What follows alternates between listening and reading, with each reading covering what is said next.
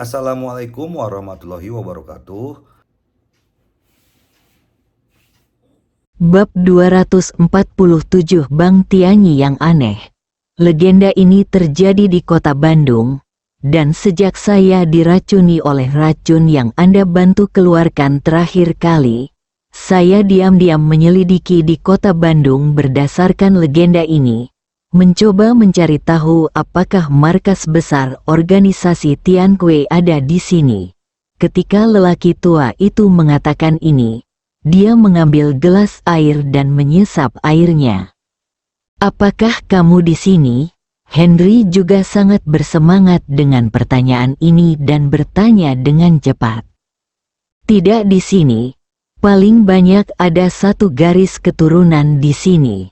Tuan Wang menggelengkan kepalanya dan berkata, "Satu silsilah?" Henry bertanya dengan ragu. "Ya. Dikatakan bahwa organisasi Tianquai dibagi menurut pembuluh darahnya. Saya tidak tahu berapa jumlahnya secara spesifik. Mereka terlalu misterius. Orang-orang seperti saya memiliki kemampuan yang terbatas." Tuan Wang berkata di akhir sambil gemetar kepala dengan getir. Henry memahami kata-kata Tuan Wang dan memahami bahwa apa yang dia katakan adalah benar, yang membuatnya semakin penasaran dengan organisasi Tianquai ini. Adapun organisasi Tianquai di depannya, dia juga sama penasarannya. "Apakah kamu tahu tentang Bang Tianyi?" "Aku tidak bisa bilang aku mengetahuinya, tapi aku akan memberitahumu satu hal." "Haha, itu legenda lagi," Tuan Wang menambahkan dengan nada mencela diri sendiri. "Bang Tianyi telah berakar di kota Bandung selama beberapa dekade. Ketika Bang itu muncul, saya masih berusia Audio milik 20-an. Sopter Channel. Begitu Bang Tianyi muncul pada saat itu, hal itu menyebabkan keributan di kota Bandung. Mereka dan Bandung He bergabung dengan kegelapan arena pertarungan malam di kota Bandung dan menghasilkan banyak uang dalam satu pertandingan pertarungan. Setelah itu, dia mulai lepas kendali dan dengan cepat bangkit di kota Bandung." "Bukankah Yi Qianzuang punya banyak uang hari itu?" Henry bertanya dengan ragu. "Tentu saja. Tapi ngomong-ngomong tentang ini, ada lelucon, yang merupakan inti dari legenda saya." Tuan Wang tidak bisa menahan tawa. Henry duduk lebih tegak, dan sorot matanya menjadi lebih penuh harap. "Bang Tianyi menghasilkan banyak uang setiap hari, sehingga bank-bank besar tertarik. Mereka datang untuk meminta Bang Tianyi menyimpan uang di bank mereka. Bang Tianyi tidak punya pilihan selain mengadakan pertemuan penawaran untuk membandingkan kondisi simpanan siapa yang lebih baik. Bank-bank besar bersiap dengan susah payah dan menawarkan perlakuan terbaik. Pada akhirnya, salah satu bank menang dan dengan senang hati pergi ke Bang Tianyi untuk membahas setoran tersebut. Bang Tianyi sangat senang dan langsung menyetujuinya.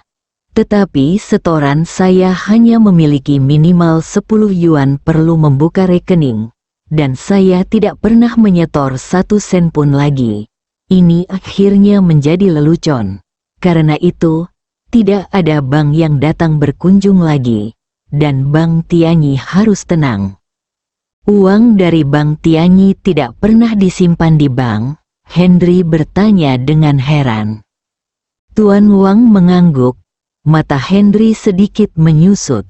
"Aneh sekali. Jika sekarang, itu akan menjadi hal yang normal.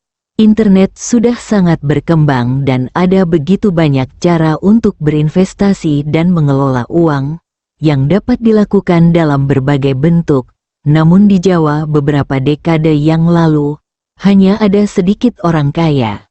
Selama Anda punya uang, apalagi ratusan atau bahkan puluhan, Anda harus menyimpannya di bank. Uang bisa menghasilkan uang, tetapi Bang Tianyi tidak melakukan itu. Jika terjadi kesalahan, itu akan menjadi monster. Suatu hari kita menduduki Bang Tianyi, akankah kita menggali kekayaan yang tak terhitung jumlahnya di bawah rumahnya? Henry bercanda sambil tersenyum untuk meredakan suasana yang menyedihkan. Bang Tianyi telah bertahan selama beberapa dekade, dan saya khawatir tidak ada yang bisa mencabutnya. Jika memungkinkan, saya yakin tidak hanya masyarakat Kota Bandung, tetapi juga banyak orang yang akan bertepuk tangan dan merayakannya, karena keberadaannya telah menghancurkan banyak keluarga. Lalu itu gua emas. Setelah Wang selesai berbicara, dia menggelengkan kepalanya tanpa daya, memikirkan tentang apa yang telah dia lihat selama beberapa dekade terakhir. Hatinya dipenuhi dengan kemarahan. Apa hubungan antara keluarga Sen dan Bang Tianyi? Henry bertanya dengan rasa ingin tahu. The Dark Knight Fighting Arena adalah milik keluarga Sen, dan pot emas pertama Bang Tianyi berasal dari kompetisi di Dark Knight Fighting Arena. Kedua pihak telah berhubungan selama beberapa dekade, dan situasi spesifiknya tidak diketahui. Namun, keluarga Sen adalah bisnis utama bisnis perhiasan diam-diam menjual bahan obat dan obat tradisional Jawa terbaik, yang sebagian besar merupakan barang langka di dunia. Ini adalah hal yang paling aneh. Ketika Wang berbicara tentang keluarga Sen, dia juga merasakan misterius.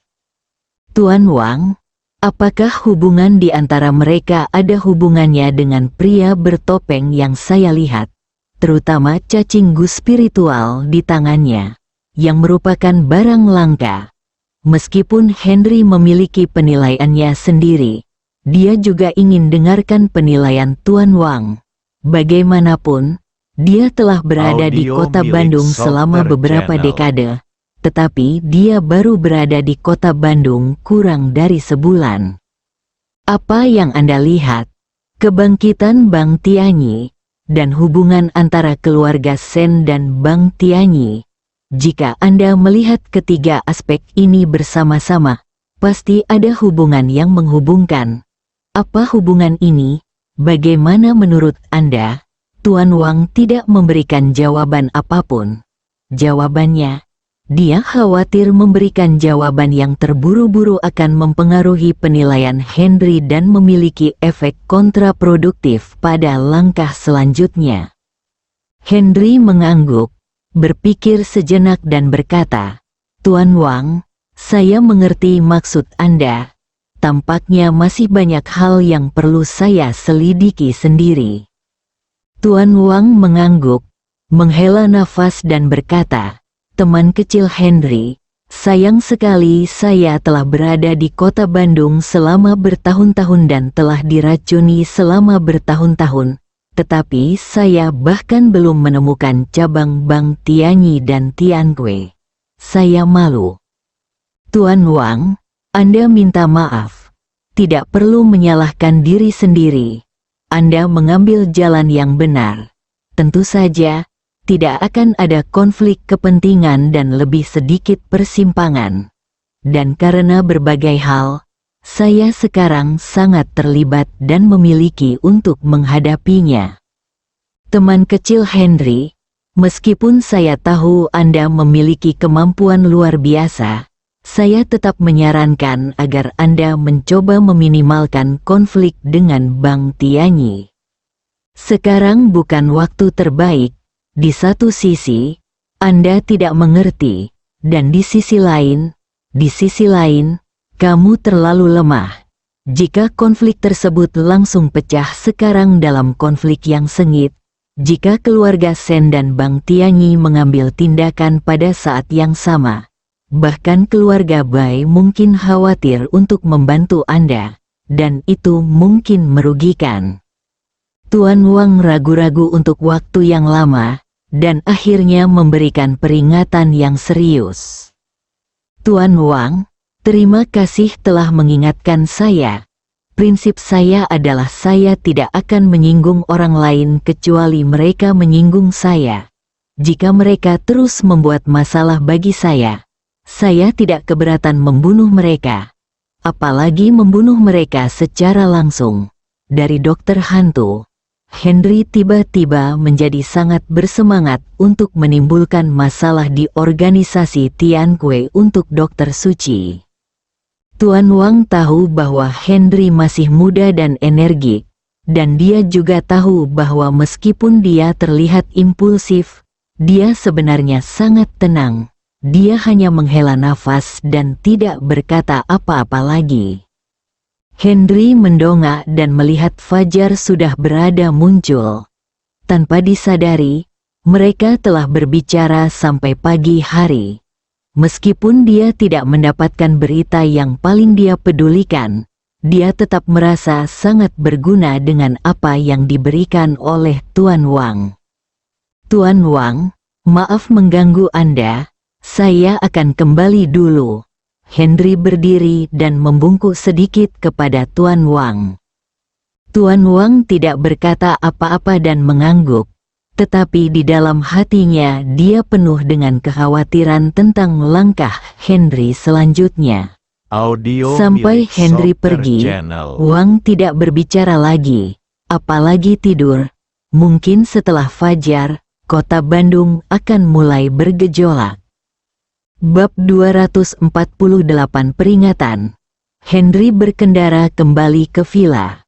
Begitu dia memasuki halaman villa, dia merasakan firasat buruk. Dia memarkir mobilnya dengan tergesa-gesa dan melangkah menuju villa. Begitu dia masuk ke dalam formasi kimen terbalik yang telah dia buat, dia merasakan aura berbahaya di belakangnya. Dia dengan cepat menghindar ke samping dan berbalik untuk melihat seekor ular dengan mahkota merah di bebatuan di belakangnya. Ular itu tidak takut ketika melihat Henry, sebaliknya ia masih melihat ke arah Henry. Lidahnya yang bercabang terus menjulur keluar, dan siap menyerang. Cahaya dingin melintas di mata Henry, dan dia mengangkat tangannya sedikit, cahaya perak menyala, dan ular itu jatuh dari bebatuan ke tanah, berguling 2 kali dan mati. Henry berhenti tinggal dan bergegas masuk ke dalam rumah. Aku ingin tahu bagaimana keadaan Maryam di dalam. Begitu saya masuk ke dalam rumah, saya melihat lebih dari selusin ular tergeletak di tanah. Henry tidak berhenti dan bergegas ke lantai 2. Dia melihat ada juga mayat ular di pintu Maryam. Dia membuka pintu dan melihat Maryam masih tidur nyenyak tempat tidur. Dia menghela nafas lega. Untungnya, ketika dia pergi, dia khawatir Maryam akan diserang secara diam-diam. Jadi dia mengatur sistem keracunan 7 langkah di rumah dan memberi Maryam pil penawar racun. Jika tidak, dia mungkin akan digigit oleh seekor ular. Meskipun Henry marah, dia tetap menahan amarahnya dan buru-buru mengumpulkan bangkai ular di tanah, memasukkannya ke dalam tas, dan membersihkan ular di halaman sebelum menghela nafas lega. Melihat tas di tangannya, Henry melemparkannya ke dalam mobil, menyalakan mobil dan keluar lagi.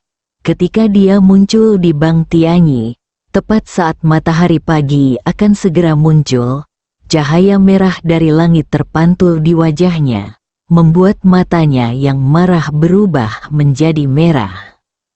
Henry mengambil tas di tangannya dan datang ke pintu Bang Tianyi. Dia menendang pintu Bang Tianyi hingga terbuka dengan suara keras. Lampu di dalam rumah langsung menyala dengan suara yang keras. Dan lebih dari selusin petugas keamanan penjaga bergegas keluar ke pintu. Namun, ketika mereka melihat itu adalah Henry, tangan mereka yang memegang tongkat gemetar dan mereka saling memandang. Tidak ada yang berani melangkah maju, apalagi berbicara. Pintu villa terbuka dan Yana keluar, diikuti oleh puluhan pengawal.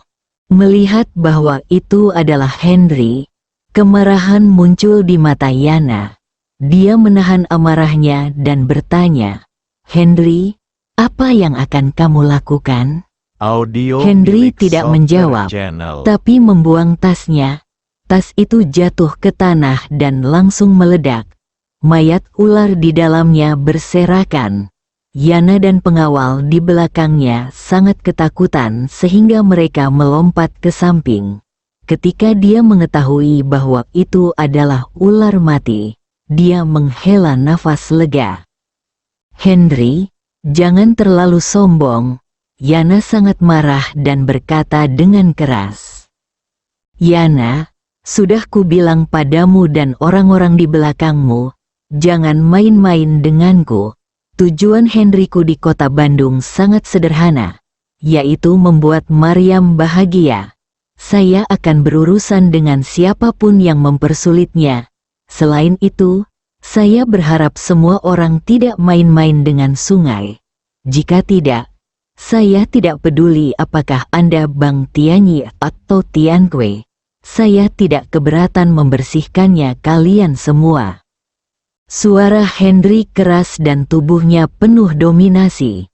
Yana dan semua orang di rumah sakit merasa kedinginan, dan bahkan merasakan aura kematian menyelimuti mereka. Yana memandang Henry, hatinya sangat terkejut. Dia tidak pernah mengira Henry akan mengucapkan kata Tian Kue. Mungkinkah itu Fuji? "Henry, saya tidak tahu apa yang Anda coba lakukan, dan saya tidak tahu apa yang ingin Anda lakukan. Kami bahkan lebih malas untuk memperhatikan Anda. Dulu, kami ingin memenangkan hati Anda karena keterampilan seni bela diri Anda. Karena kami memiliki cara yang berbeda, kami tidak akan bekerja sama. Adapun Anda beritahu orang lain apa yang terjadi pada Anda." Yana tidak ingin secara langsung mengintensifkan konflik dan mengkarakterisasi masalah tersebut sebelum menerima pendapat yang jelas dari atas. Kita semua tidak bodoh. Saya harap Anda dapat mengingat kata-kata saya. Jika tidak, lain kali saya kembali. Saya khawatir Anda akan pergi menemui penguasa neraka." Setelah Henry selesai berbicara, dia mengangkat tangannya dengan ringan, dan kamar villa, keran di atasnya jatuh ke tanah dengan sekali klik. Para pengawal yang berdiri di bawah villa ketakutan dan panik, dan mereka melompat ke samping untuk menghindarinya. Yana sangat marah sehingga ketika dia ingin berbicara, Henry sudah berbalik dan pergi. Kemarahan Yana dan hati pengawalnya bergetar. Dalam pandangan Henry, Yana dan yang lainnya seharusnya merasa beruntung. Jika salah satu ular ini menyakiti Maryam, Bang Tianyi mungkin akan menjadi sungai darah hari ini. Maryam adalah segalanya di hatinya sekarang, bahkan lebih penting daripada hidupnya. Dia yakin setelah peringatan hari ini, Bang Tianyi dan organisasi Tian Kue pasti akan menahan diri, yang akan memberinya sedikit waktu penyangga. Bagi Henry, waktu adalah hal yang paling penting saat ini. Ketika Henry kembali ke rumah, hari sudah terang. Mobilnya penuh dengan bahan obat. Ketika dia membawanya ke dalam rumah, Maryam terkejut. "Suamiku, apa yang kamu lakukan?" Henry melihat Maryam terlihat normal dan jelas tidak tahu apa yang terjadi tadi malam. Hal ini membuatnya merasa nyaman dan berkata sambil tersenyum, "Untuk segera mengumpulkan 100 miliar untuk menikahimu, saya akan membuat ramuan dan menjual obat-obatan." Menjijikkan, meskipun Maryam tahu bahwa Henry sedang menggodanya, dia tetap bahagia di dalam hatinya. "Sayang, Aku memutuskan untuk membuat jenis obat yang paling disukai pria dan menurut wanita baik untuk dia dan aku. Jika saatnya tiba, 1 juta pil dan 100.000 pil terjual akan cukup untuk menghasilkan 100 miliar. Cih, dengan harga yang begitu tinggi dan jumlah yang begitu banyak, berapa banyak orang yang mampu membelinya? Meskipun Maryam merasa cantik, dia tetap memukul Lindsay. Lupakan saja, karena kamu tidak percaya. Aku akan membuatnya dulu, lalu memakannya sendiri, tidur bersamamu untuk menguji efeknya, dan jika berhasil, aku akan memproduksinya secara massal. Henry tiba-tiba berkata dengan seringai di wajahnya. Keluar, wajah Maryam memerah karena malu. Henry tidak terus bercanda dengan Maryam, tetapi menemukan sebuah ruangan dan mulai memilah bahan obat. Maryam juga mengikuti dan mulai membantu. Saat 2 orang melakukannya bersama, rasanya benar-benar seperti suami istri. Henry memperkenalkan ciri-ciri dan khasiat obat dari berbagai bahan obat sambil memilahnya.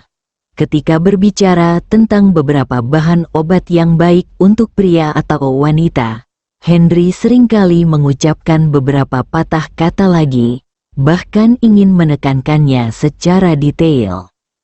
Hasilnya menarik teguran marah Maryam, atau membuat Maryam tersipu, tetapi kedua orang itu merasa lebih dekat dan lebih mesra.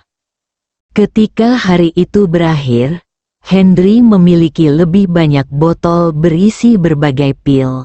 Maryam tidak dapat melihat perbedaannya, hanya Henry yang paling tahu. Ketika pil terakhir diproduksi, Henry menyerahkannya kepada Maryam dan berkata, "Sayang, minumlah pil ini." "Obat apa?" Maryam mengerutkan kening ketika dia mendengar tentang minum obat afrodisiak. Henry bercanda sambil tersenyum. "Kalau begitu aku akan memakannya sekarang." Bersambung.